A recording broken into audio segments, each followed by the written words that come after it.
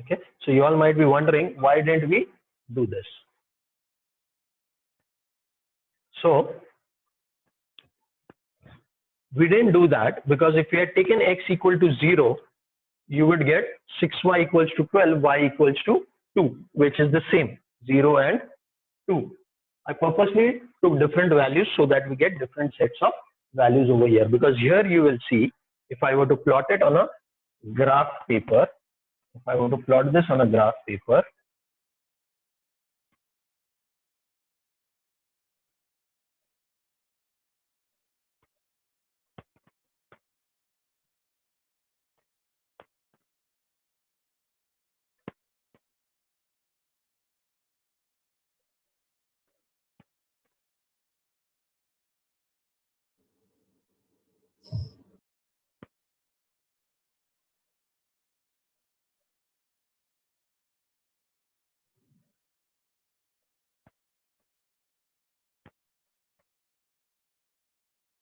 if I were to plot this on this graph paper, you will see, first one, for this line, it says 0 on the x-axis and 2 on the y-axis. That means somewhere over here, this is your 0, 2. Then 4 on the x-axis and 0 on the y-axis. 4 on the x-axis and 0 on the y-axis. So 4, 0. 2 on the x-axis and 1 on the y-axis. 2, 1. So it's a line, it's a straight line which is passing through these points. Okay, this would be your line over here. Now let's take this point, x equals to 3, y equals to half, that would be over here. Then x equals to -2, y equals to 3. Again, it would come on this way. And x equals to -4 and y equals to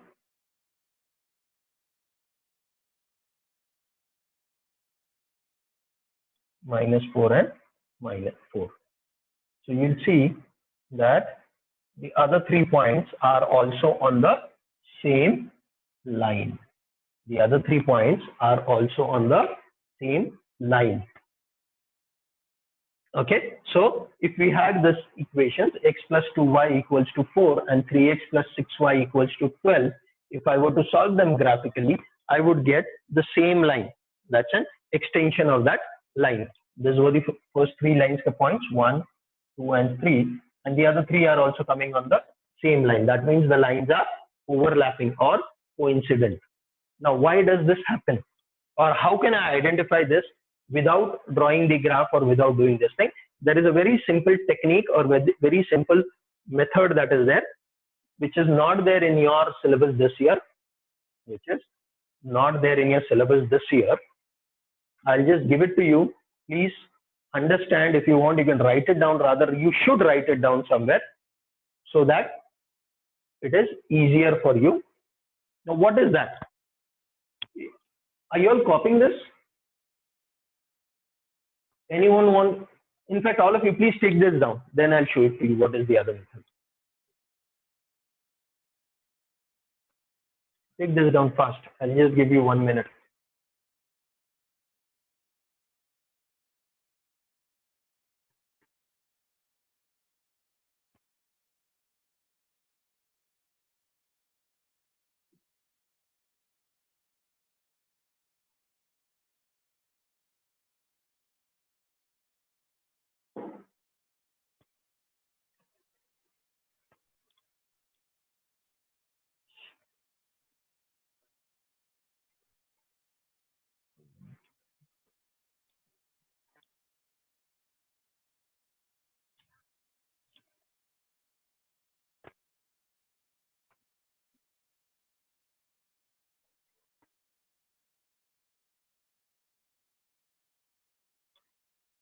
Finished? Graph you can draw roughly later on at home, preferably, as I said, on a graph paper. But if you do not have a graph paper, you can also do it on your rough this thing. That's not a problem. You can do it on your regular book also. You can do it on your regular book also.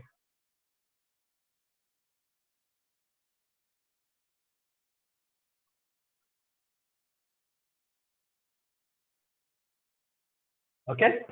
So all of you done with this? Now, how do we identify whether the lines are parallel, whether the lines are intersecting, or whether the lines are overlapping? This is a very, very, very simple technique. Okay. It's a very simple technique. I'll just show it to you. Please keep that in mind. Write it somewhere, highlight it, because it's not there anywhere in your textbook. You may not be able to do it later on. I don't think they'll show it to you in your school. So please be very careful. See, this is called as A1, this is B1, and this is C1. This is A2, B2, C2. Okay? A1, B1, C1, first equation, A2, B2, C2, second equation. Coefficients, I'm not talking of the variables, forget the variables. So, if A1 upon A2, if A1 upon A2 not equal to B1 upon B2, if A1 upon A2 not equal to B1 upon B2, that is one possibility. Second possibility is A1 upon A2 is equal to B1 upon B2 but not equal to C1 upon C2. And the third possibility is A1 upon A2 equals to B1 upon B2 equals to C1 upon C2. These are the only three things that can be possible. A1 upon A2 is not equal to B1 upon B2. The first two ratios only we get, they are not equal. If that is the case, then this is, if you draw it graphically, this is, the lines will be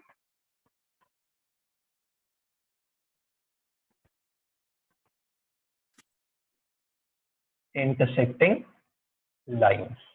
The lines will be intersecting lines when A1 upon A2 is not equal to B1 upon B2. But if it is equal to B1 upon B2 but not equal to C1 upon C2, here they will be parallel lines. Here they will be, and of course these will be overlapping or coinciding lines.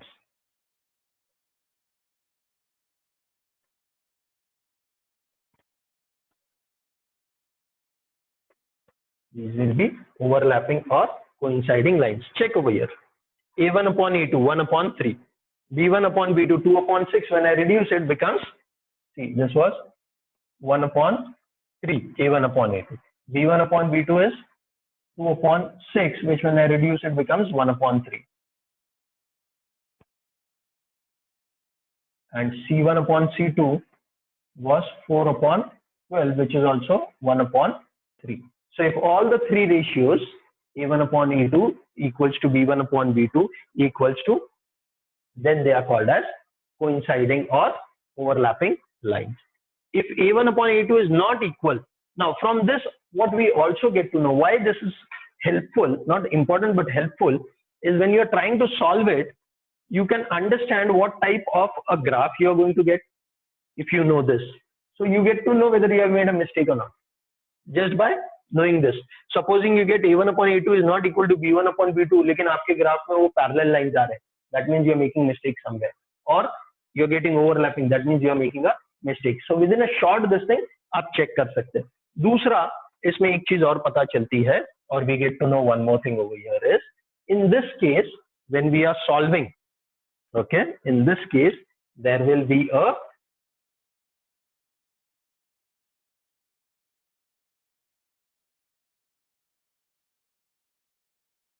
unique solution. That means the lines will intersect only in one point, so there will be only one set of values which will fulfill both the equations. So you will have a unique solution when A1 upon A2 is not equal to B1 upon B2. Are we clear?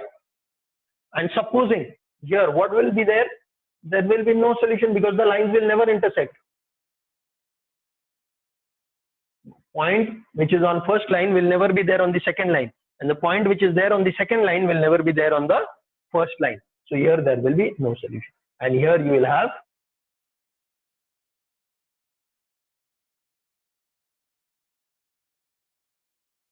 infinitely many solutions.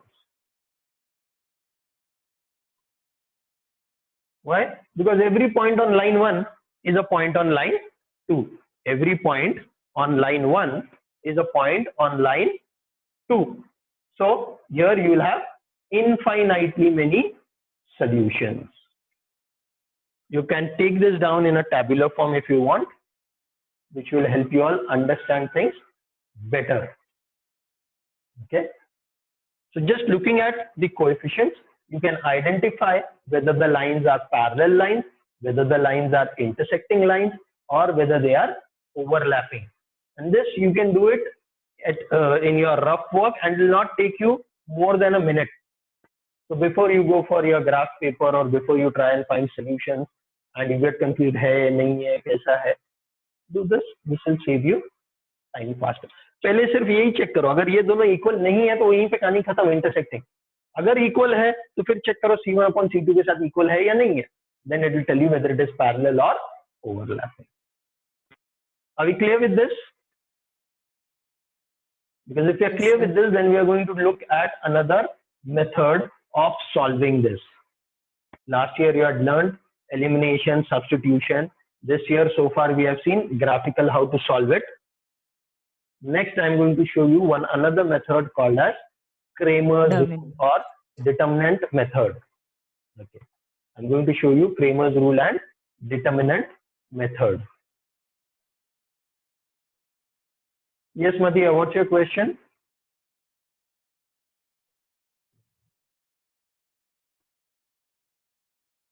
What's your question?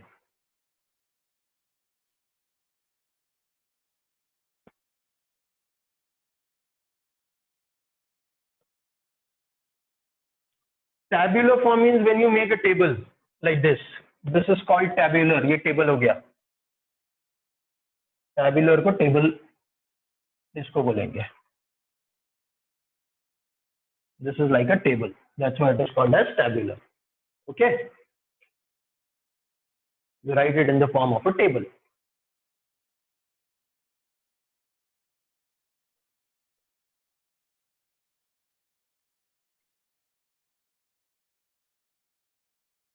Okay. So let's proceed further now. You all have done this. I'll erase it. Now we're going to look at some things which are going to be there with you even in your higher classes. When you go for 11th and 12th also, you will come across something called as matrices, determinants and matrices. So I will get a brief introduction to determinants over here, not matrices. Matrices you will be doing, which is similar to this, but that is the base matrice determinant. So we will look at determinants over here, just the basic. Okay.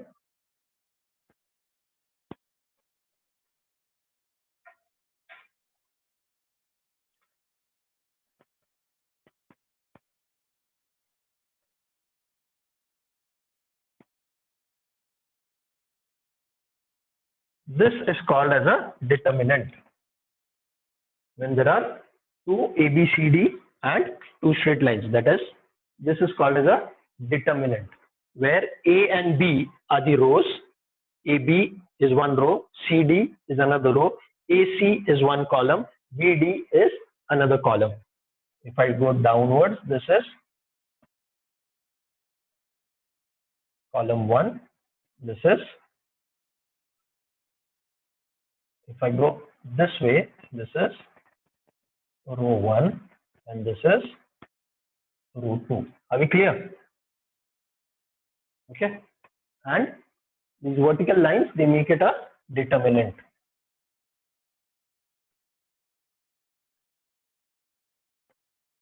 Okay. So A, B, C, D. It could be A1, A2, B1, B2, C1, C2, whatever. We will see that later on. This is called as a determinant. This determinant is of the order 2 by 2. What it means is there are 2 rows and 2 columns. There can also be determinants of 3 rows, 3 columns, or 2 rows, 3 columns, 4 rows, 2 columns. All of that you're going to do in the higher classes. When you do matrices and all those things, there you're going to do 3 by 3, 3 by 2, 4 by 2, all of that. But right now, let's understand, yes, 2 by 2. So there are 2 rows and there are 2 columns. There are 2 rows and there are 2 columns. Okay, so this is a 2 by 2 determinant. Now, how to solve this? It is very, very, very simple. Please pay attention.